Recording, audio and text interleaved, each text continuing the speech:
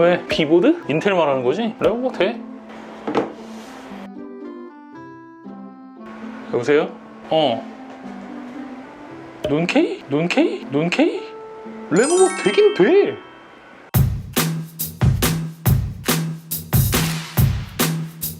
안녕하세요 여러분들, 테크노사우루스의 티라노입니다. 자, 오늘은요 여러분들 메인보드에 대해서 얘기를 해볼 건데요, 사실 컴덕분들이 아닌 이상에는 이 메인보드에 대한 중요성을 잘 모르실 거예요. 뭐 CPU는 CPU가 떨어지면 성능이 떨어진다 이런 건 알고 있고, 그래픽카드다 또 그러면 그래픽카드 때문에 뭐 게임 성능이 떨어진다 요 정도는 알고 계시잖아요. 그런데 요런 이제 중요한 부품을 부착을 하는 판때기일 뿐인 요 메인보드를 도대체 왜 비싼 걸 써야 되는지, 그리고 요 메인보드가 도대체 어떠한 성능 기준으로 요게 갈리고 또 어떤 제품을 쓰는 게 적절한지를 모르시는 분들이 굉장히 많아요. 자, 아시는 분들은 아시겠지만요, 제가 이제 IT 유튜버이긴 하지만 과거에는 이제 컴퓨터 장사를 했던 사람이거든요. 그렇기 때문에 주변에서 이제 컴퓨터 견적을 내려고 한다 그러면 첫 번째로 물어보는 사람이 누구겠어요? 바로 여러분들 접니다. 그런데 제가 요런 이제 견적을 줄 때마다 늘 똑같이 하는 얘기가 있어요. 제가 짜는 견적은 다른 이제 컴퓨터 가게에서 받은 견적보다 거의 무조건 비쌀 테니까 제품의 어떤 퀄리티 말고 가격을 보고 결정을 할 거다. 그러면 애초부터 그냥 요청도 하지 말으라고. 자, 그런데 여기까지 딱 얘기를 하고 나면 이제 상대방의 반응이 보일 거 아니에요. 말투라든지 아니면 눈빛이라든지. 이거 보면은 원래 그냥 딱 각 나옵니다 여러분들. 나한테 요거를 살지는 모르겠지만 내 견적을 쓸 사람, 그리고 안 쓰고 간만 볼 사람, 요렇게 말이죠. 그런데요, 결국에는 가격 따라서 다른 데 가서 이제 컴퓨터를 구매를 할 거면서 또 요거는 항상 꼭 물어보게 됩니다. 첫 번째, 어떤 부품을 더 비싼 걸 넣고, 두 번째, 왜 그 비싼 부품을 넣어야 되냐고. 그러면 이제 제 입장에서는 무조건 말을 해주긴 해줘야 되잖아요. 그렇게 이제 다 얘기를 해주잖아? 그럼 결국에는 싼 거를 찾아서 가. 자, 그런데 그럼 이제 컴퓨터 장사를 하면서 혹은 이제 컴퓨터를 맞추면서 가장 절감 포인트로 많이 내세우는 부분이 뭘까요? 그렇지, 요거는 눈치만 있어도 때려 맞출 수 있었어. 그건 바로 이 보드입니다. 자, 제가 요 보드를 일반인이 보는 관점에서 살짝 말씀을 드리면요, 예를 들어서 요 제품 이름이 지금 기가바이트 B660M 어로스 엘리트입니다. 그럼 제가 지금 얘기한 모델명 중에서 일반인이다, 여러분들 어디까지 알아들었냐면요, 기가바이트 끝. 진짜다? 여러분들 거짓말 같죠? 주변에 한번 물어보세요. 키보드가 뭔지, 뒤에 있는 숫자가 뭔지 모르는 사람이 태반, 아니 그냥 99% 컴덕이 아닌 이상 모른다라고 봐야 됩니다. 자, 그래서 오늘은 요 보드를 갖다가 하나 놓고요, 요 부분별로 하나하나씩 좀 뜯어보면서 뭐 때문에 비싼 보드를 사고 또 제 기준에서 어느 정도를 기준선으로 봐야 되는지, 요거에 대해서 커뮤니티분들이 쉽게 이해하실 수 있도록 간단하게 좀 설명을 드릴 거예요. 자, 일단 보드의 이제 가격을 결정하는 요소들을 크게 좀 분류를 한다라고 한다면요, 총 4가지 파트 정도로 분류를 해볼 수가 있고요. 하나하나 지금부터 설명을 드릴 거예요. 첫 번째는 갬성, 두 번째는 전원부, 세 번째는 슬롯의 수량과 스펙, 그리고 마지막 네 번째는 칩셋에서 지원하는 기능의 차이인데요. 위에서부터 차례차례 갑니다. 첫째, 갬성. 결국 여러분들 디자인과 RGB 뽕빨이죠. 자, 여러분들 지금 보여드린 요 두 제품 사진은요, 모두 기가바이트의 B660M 보드들인데요, 요 중에서 어떤 애가 가격이 더 싼지 더 비싼지 요게 구별이 되십니까? 아주 놀랍게도 요게 이제 구별이 되시죠? 자, 그럼 요거 어떻습니까 여러분들? 이거는요, 칩셋 라인별로 가장 많이 쓰는 긱바 제품들을 하나씩 띄워드린 건데요, 역시나 요거 그냥 딱 봐도 어떤 제품이 더 상위 라인 제품인지 바로 느낌이 오시죠? 맞아요 여러분들, 갬성, 그러니까 다른 말로 생김새. 솔직히 얘기하면요, 일반인 기준에서 봤을 때는 이 판때기가 뭔 의미가 있겠어. 그냥 컴퓨터 부품을 갖다가 부착하는 판때기, 요렇게 생각을 하면은 요걸 비싼 걸 살 이유가 없지, 생김새에 따라서. 그런데 여러분들 요걸 이제 컴덕 시선으로 보게 되잖아요? 그럼 약간 보는 관점이 다릅니다. 이걸 뭐라 그래야 되나, 조금은 그 사치제라고 해야 되나? 물론 기능도 생각을 하겠지만 반 정도는 사치제입니다. 여러분들의 주변에 그 컴덕들을 좀 보시면요, 이유는 모르겠는데 막 뽕빨 때문에 엄청나게 비싼 부품을 사는 사람들 실제로 널렸어요. 때문에 여러분들 입장에서 이해가 잘 안 갈 수는 있긴 하겠지만, 요게 이제 비싸질수록 갬성이 어떻게 된다? 그렇지, 더 뛰어나진다. 그리고 그게 누군가에는 분명히 가치가 있는 일이다. 요렇게 이해를 하시면 되는 거예요. 자, 이어서 두 번째 갑니다. 두 번째는 아까 말씀드린 대로 전원부. 자, 이번에도 긱바 제품 두 제품을 갖다가 띄워드릴 테니까 한번 보세요. 그런데 요 두 제품은 뭔가 좀 갬성은 거의 비슷한 느낌이 좀 나잖아요. 그러면은 조금 이제 아리까리한 느낌이 드실 거예요, 어떤 제품이 더 상위 제품인지. 근데요, 요 제품을 갖다가 결론만 딱 말씀을 드리면요, 이 둘 중에서 상위 라인 제품은요, 이 왼쪽 제품입니다. 자, 그럼 도대체 이 갬성은 비슷한데 어디에서 좀 차이가 발생이 되는 거냐? 전원부에서 차이가 발생이 되는 거예요. 전원부가 뭐냐면요 여러분들, 파워에서 12V, 5V, 3.3V 이런 식으로 컴퓨터에서 쓰는 전압으로 만들어서 이제 보내줘야 되는 거잖아요. 그리고 이렇게 이제 만들어서 쏴주게 되면은 CPU가 전력을 요구를 할 때, 혹은 내장 그래픽이 전력을 요구를 할 때 전력을 이제 쫙쫙 찢어발려서 공급을 해주는 애가 있어야 될 거고요. 그죠? 그 역할을 하는 게 요 바로 전원부가 되는 건데요. 더 쉽게 간단하게 풀어서 설명을 드리겠습니다. 우리가 여러분들 이 보드가 하는 역할을 하는 회사를 다니고 있는 상태에서 우리 팀이 이 CPU에다가 전원을 공급하는 역할을 하고 있다고 생각을 해봅시다. 그러면은 이 전원부 한 개 한 개가 뭘 뜻하게 돼요? 그렇지, 이 팀 안에서 일을 하고 있는 사람을 뜻하게 되는 거예요. 그렇다면 여러분들, 우리 팀이 일을 잘하고 있다는 소리를 듣기 위해서는 어떻게 해야 돼요? 그렇지, CPU가 원하는 만큼 그때 전력을 칼같이 공급을 해주는 게 가장 일을 잘하는 거죠. 그런데 여기서 일하는 이 팀원들이 일이 이제 빡세지 않고 수월하게 하는 방법은 그럼 뭘까? 여러분들, 두 가지가 선행이 돼야 되는 거예요. 일을 하는 사람 자체가 한 명 한 명이 일을 잘하는 사람이어야 좋을 거고, 그리고 두 번째, 내 팀의 인원수가 더 많으면 좋을 거고. 아니 여러분들, 그건 당연하잖아요. 우리 팀에 주어진 업무는 정해져 있는데 이거를 더 많은 사람이 나눠서 하면 더 수월한 거지. 지금 얘 모스펫 보이시죠? 요게 하나당 60A짜리거든요. 그런데 얘가 CPU에만 이 보드는 몇 개가 할당되어 있다? 12개. 그러면은 아까 전에 반대쪽에 보여드렸었던 이 보드는 몇 개가 할당되어 있을까요? 60A짜리로 8개. 그럼 V코어 출력이 어떻게 되느냐? 얘는 60A 곱하기 12 해가지고 720A. 반대쪽으로 게이밍 X는 60 곱하기 8개 해가지고 480A. 그럼 여러분들, 뭐가 더 좋은 제품인 겁니까? 그렇지, 출력이 높은 720A짜리 얘가 더 좋은 거예요, 전원부가. 그런데 여러분들, 어떤 분들은 이렇게 생각을 하실 수도 있어요. 내가 CPU를 달았는데 CPU에서 요구하는 전력이 늘 400A 정도로 꾸준히 요구하는 수준이다. 그럼 어차피 얘나 상관이 없는 거 아닙니까? 왜 어차피 얘 480A 처리 능력 안에서 이제 해결이 되는 거니까. 근데 여러분들, 실제로 그렇진 않아요. 자, 여러분들 입장에서 한번 생각을 해보세요. 여러분들은 이런 회사에 다니고 싶어? 이런 회사에 다니고 싶어? 똑같은 돈 준다라고 하면 당연히 이런 회사에 다니고 싶은 거 아닙니까? 게이밍 X 같은 경우에는 전원부 한 마리 한 마리를 갖다가 얼만큼씩 갈궈서 써야 돼요? 480 중에서 400을 계속적으로 써야 되니까 83%씩 갈궈서 써야 되는 거고요. 얘는 반대로 720 중에서 400을 갖다가 지속적으로 써야 되는 거니까요. 한 사람이 처리할 수 있는 능력이 100이라고 했을 때 그 중에서 55%만 갈궈서 쓰고 있는 상황인 거예요. 자, 그런데 요 전원부가 도대체 편하게 일하는 게 나랑 무슨 관련이 있는 거냐? 더 빡세게 갈궈야지 효율성이 좋은 거 아니냐? 이렇게 생각을 하실 수가 있는데요. 에이, 여러분들, 직원을 내 몸처럼 생각을 해야지 회사가 큰다니까. 제가 늘 말씀드렸잖아요. 일을 시키는 것만큼 전자제품에서는 뭐가 발생이 된다고? 그렇지, 열. 근데 열이 발생이 되면은 어떤 거에 문제가 지속적으로 생긴다고?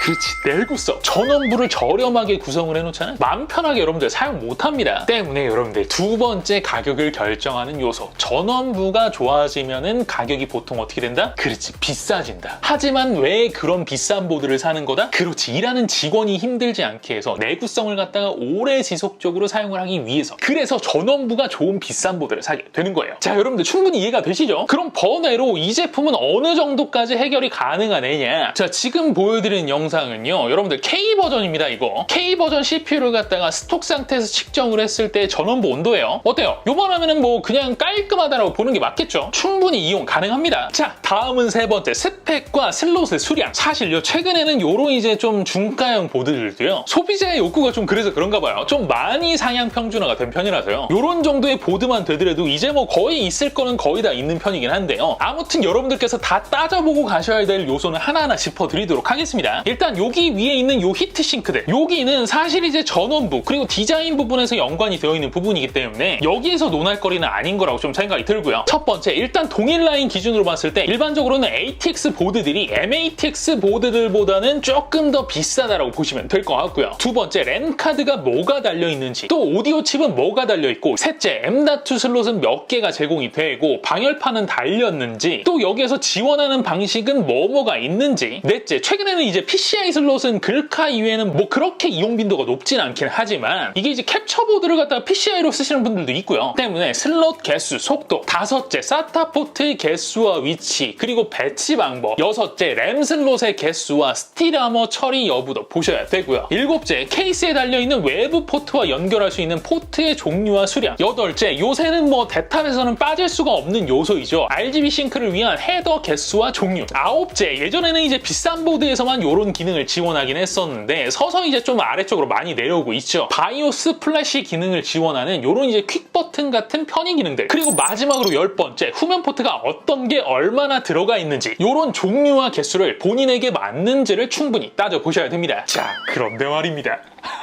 여러분들, 컴리니 분들은요, 지금 제가 이 얘기를 할 때 이게 뭐가 얼마나 있어야 되느냐를 떠나서 이 얘기가 무슨 얘기인지는 일단 알아들으셨습니까? 여러분들 못 알아들으셨죠? 근데 여러분들 요거를 자세하게 알 필요는 사실 없습니다. 심지어는 여러분들 요게 이제 제 입장에서도 이 정도면 충분하다 혹은 뭐 모자란다 이런 식으로 딱 잘라 말씀드리기가 굉장히 어려워요. 아, 왜냐고? 당연히 그럴 수밖에 없지. 요게 이제 사람마다 기준이 전부 다 다를 거 아니에요? 어떤 사람은 SATA 포트가 엄청나게 필요한 사람들도 있을 거고 어떤 사람은 USB 포트가 엄청나게 필요한 사람도 있을 거고 그래서요, 컴리니 분들은 이걸 알 수가 없잖아. 내가 이걸 얼마나 쓸지 어떻게 쓸지도 잘 모르는데 때문에 여러분들 요거는요, 제가 딱 어림 잡아서 컴덕들이 기준으로 잡은 가장 이제 가성비 좋은 라인업 요것만 딱 알려드릴 테니까 이제 잘 모르겠다 그럼 그 제품 사시면 됩니다. 대표적인 회사만 알려드리면은 A사는 터시, M사는 박시, 또 다른 A사는 스시, 그리고 기가바이트에서는 B보드의 어로스 엘리트 라인이라고 보시면 됩니다. 여러분들 어떤 분들은요, 어로스 라인의 이제 가장 엔트리 라인업이 요 어로스 엘리트잖아요, 항상. 그렇다 보니까 요 라인을 갖다가 굉장히 좀 허접하게 생각을 하시는 분들이 있던데요. 제가 봤을 때는 절대 그렇지가 않습니다. 특히 여러분들 아까 전에 얘기했던 모든 요소 중에서 가장 사실 중요한 게 뭐예요? 전원부잖아요. 근데 최근에 진짜 긱바보드들이 전원부에 미쳤어요. 그러니까 컴리니 분들은 여기서부터 간단하게 구별을 하시면 되는 겁니다. 얘를 기준으로 이 위로 올라가게 되면은 감성도 좋아지고 전원부도 좀 좋아지는 특성은 있긴 하지만 가성비는 이제 산으로 가게 되는 거고요. 반대로 이것 아래에는 가격은 이제 조금 좋아지긴 하지만 뭔가 조금 꺼림칙한 느낌? 실제로 여러분들 저는 장사를 할 때에도요, 엔트리 모델 같은 것들, 그러니까 지금 기준으로 봤을 때는 12100 이런 제품들을 제외를 하고 나면 H라인 보드를 갖다 거의 써본 적이 없습니다. 아까 전에 제가 말씀드렸잖아요. 전원부가 약할수록 전원부에 들어가는 스트레스가 더 크다고. 스트레스가 더 크면 어떻게 돼요? 내구성이 줄어든다고. 그러니까 그냥 모르겠다. 그러면 인텔 12400 이상 이용하시는 분들 중에서 내가 오버클럭을 할 생각이 없다. 그러면은 기본으로 이 제품을 그냥 깔고 가면 되는 거예요. 뭔 말인지 여러분들 이해가 되시죠? 자, 여러분들 이제 마지막 칩셋에서 지원하는 기능의 차이인데요. 인텔은요, 여러분들 K 버전에서만 배수락 해제가 지원이 되고 있고, 그리고 보드는 G보드 이상에서만 오버클럭을 지원하고 있는 건 알고 계시잖아요. 그리고 기존에 이제 10세대 보드 때 사용이 됐었던 B460 보드 같은 경우에는요, B보드에서도 램 오버가 계속적으로 막혀 있었어요. 아니, 그때만 제한이 된 게 아니라 그 전에는 아예 안 됐어요. 11세대부터 풀린 겁니다. 그래서 어쨌든 현재 지금 12세대 보드 기준으로 봤을 때는요, H보드에서는 아예 오버클럭이 불가, B보드에서는 CPU는 오버클럭이 불가, 램 오버는 가능하게끔 되어 있고요. G보드는 CPU까지 오버가 가능, 이런 식으로 유지가 되고 있습니다. 그리고 여러분들 실제로 요게요, 지금 이 보드에서 K버전 CPU를 갖다가 넣고 램 오버를 땡겼을 때 수치거든요. 생각보다는 B보드인데도 불구하고 램 오버가 굉장히 잘 먹는 편이죠. 즉 이런 식으로다가 더 기능이 많은 칩셋이 들어간 제품일수록 사용자에게 더 많은 자율성을 제공을 하게 되는 거고요. 그렇게 되면은 이게 이제 만지는 사람에 따라서 성능도 더 올릴 수 있는 여지가 생기게 되는 거죠. 대신 여러분들 비용은 그러면은 어떻게 된다? 그렇지, 그에 합당한 더 비싼 비용을 지불하게 되는 겁니다. 자, 그런데 말입니다. 아, 진짜 솔직히 얘기해서 여러분들 얘네들이 왜 11세대 때 램오버 풀어준지는 알고 계시잖아요. 남들한테 진짜 귀싸대기 맞았잖아. 10세대 산 사람은 있어도 11세대 산 사람들은 거의 없습니다, 진짜로. 그러니까 뭔가 이제 좀 유인책이라도 있어야 되니까 램오버를 푼 거예요. 그런데 요거를 딱 본 다음에 제가 두 가지 정도 생각을 했었어요. 첫째는 와, 진짜 인텔이 어지간히 급했나, 뭐긴 뭐구나. 그리고 두 번째는 무슨 생각을 했냐면 요거 이제 한 번 풀면은 다시 잠그기가 굉장히 쉽지 않을 텐데, 이거 다시 잠그면은 사람들한테 진짜 요거 엄청나게 먹을 텐데, 요렇게 말이죠 여러분들. 와, 근데 여러분들 진짜 인텔이 양아치긴 양아치예요. 자, 보드에서 제가 잠그면 굉장히 욕먹는다라고 얘기를 했잖아요. 그러니까 보드는 일단 놔뒀어. 지금 여기 이제 바이오스 화면 보시면은 보드에서 램 오버에 대한 제한 아예 없습니다. 자, 그렇다면 여기까지 딱 보면은 기존의 11세대와 그대로 유지가 된 거잖아요. 그런데 실사용에 있어서는 그렇지가 않습니다. 자, 여러분들 B보드에다가 KCPU 조합하는 사람이 있다 없다? 없어. 그러면은 B보드에다가 보통 뭐를 넣는다? 그렇지, K가 아니라 논 K CPU를 넣는단 말이야. 그런데 여러분들 논 K CPU에 SA 전압을 1V 이하로 막아버렸어요. 와, 진짜 이거는 진짜 선 넘은 거 아니냐? 이거는요, 컴리니 분들께서는 이렇게 말씀을 드리면 이게 뭔지를 잘 이해를 못 하실 거예요. 그러니까 제가 아주 간단하게 간략화시켜서 설명을 드릴 거예요. 자, 여러분들, 램 오버가 잘 되기 위해서는요, 총 3가지 조건이 필요해요. 첫 번째, 일단 요 램 자체의 수율. 그리고 두 번째, 보드에서 CPU와 램 사이의 커넥팅 라인이 굉장히 중요하고요. 그리고 마지막 세 번째, CPU의 램 컨트롤러가 클럭을 어디까지 올려주냐, 요건데, 여러분들 그 오버클럭을 할 때는요, 원래 램이든 뭐든 우리가 얘들이 전압은 무조건 더 먹을 거라고 예상을 하고 조금씩 올려서 수치를 잡게 되잖아요. 근데 여러분들, 이 CPU의 램컨이 어디 있느냐? 여기 시스템 에이전트, 이게 줄여서 SA입니다. 여기 안에 바로 램 컨트롤러가 들어가 있어요. 여러분들, 그러니까 램 오버를 할 때는요, 램 전압 쭉쭉 더 주면서 램 클럭을 올려되게 되잖아요. 그러면은 그거에 맞춰서 램컨도 쭉쭉 올라가야지 얘들이 동기화가 되면서 이게 램 오버가 잘 먹게 되는 건데, 그때 받쳐줘야 되는 요 램컨의 전압, 즉 SA 전압을 갖다가 1V 아래로 고정을 시켜 놓은 거예요. 아니, 이거는 오버클럭을 하라는 거예요, 말하는 거야? 한마디로 여러분들, 이게 이제 무슨 얘기예요? 그렇지, 요런 이제 K 버전, 이거 아니면은 램 오버고 뭐고 나발이고 하지 말라는 거야. 아니, 우리 솔직히 까놓고 얘기합시다. 12세대 되고 다시 암드에 비해서 이제 게임 성능이 조금 앞서게 되니까 논 K의 램 오버가 되는 거, 그게 그렇게 안 입고 왔어? 그러면서 B보드에다가는 램 오버 제한 거는 거 아니야. 이렇게 얘기하려고 보드에다가는 가만히 두고 CPU에다가 걸었어? 야, 진짜 대단하다, 대단해. 저는요, 그런 생각을 한다는 것 자체가 납득이 잘 안 가요. 때문에 여러분들, 진짜 안타까운 거는요, 이 제품 리뷰를 요청한 긱바에 일단 첫 번째, 광고를 줬는데 뭐 본인이 이제 맞은 건 아니기는 해. 하지만 얘랑 이제 같이 움직여야 되는 절친이 뺨 맞는 걸 보고 있어야 됐고요. 둘째, 컴덕분들은 진짜 아실 거예요. 이 가격에 이 전원부 진짜 쉽지 않습니다. XMP에 자신있게 5333 기록을 할 정도로 실제로 램 오버 포텐셜도 괜찮습니다. 그리고 그럼에도 불구하고요, 이제 아까 전에 말씀을 드렸잖아요. M사의 박씨, 그리고 A사의 터시, 이런 동일 라인 제품들에 비해서 한 4만 원 정도 싼 가격. 진짜 12,700이나 12,900 애들한테 램오버 땡겨서 이제 불려 다녔으면은 각 잡고 오지게 진짜 많이 팔았을 만한 그런 제품인 건데요. 근데 지금 이게 뭐냐고. 얘는 여러분들, 지금 제가 K 버전만 가지고 있기 때문에요, SA 전압을 고정으로 0.97, 일부러 논 K일 때를 가정을 해서 실제로 제가 논 K에서 봤었던 최고치 전압을 고정으로 줘본 건데요. 일단 C다이 시금치로 땡겨도 클럭은 진짜 많이 올려봐야 200클럭. 제가 봤을 때 안정한 수준이 결국에는 클럭은 그대로 램타만 조금 조인 수준으로 마무리가 됐고요. B다이로 조져도요, 여러분들 3700까지는 부팅이 되는데요, TM5가 안 돕니다. 결국 최종이 3600의 CL14 수준으로 마무리. 아니, 여러분들, 진짜 계열받지 않습니까?